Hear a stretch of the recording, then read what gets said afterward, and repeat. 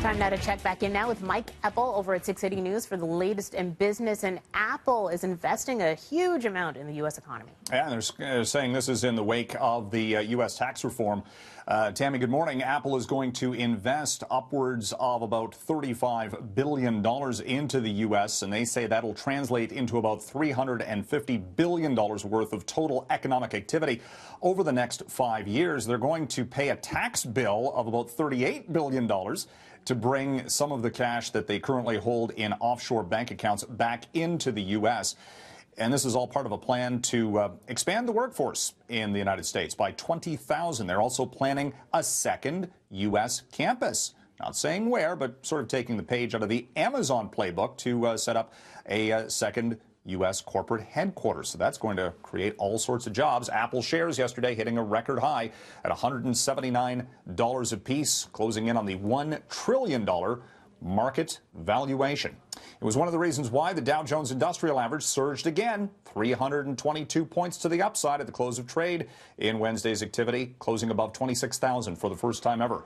And the benchmarks, S&P and NASDAQ, also hit all-time record highs.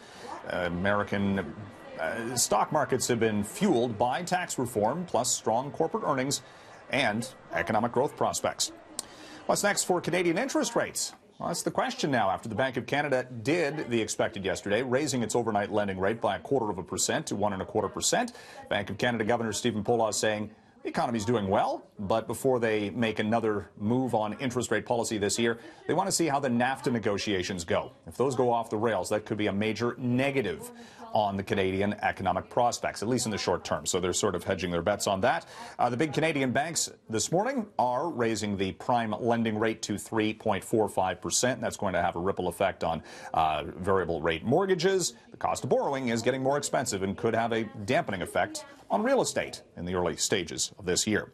Bitcoin swings again. The cryptocurrency yesterday this time was as low as $9,500 US, 50% below its peak, which was reached just before Christmas. This morning it's back above $11,000 US, so the cryptocurrency market's continuing to see massive amounts of volatility. Canadian dollar starts the day just above the 80-cent US threshold, and the exchange rate at $1.24.5.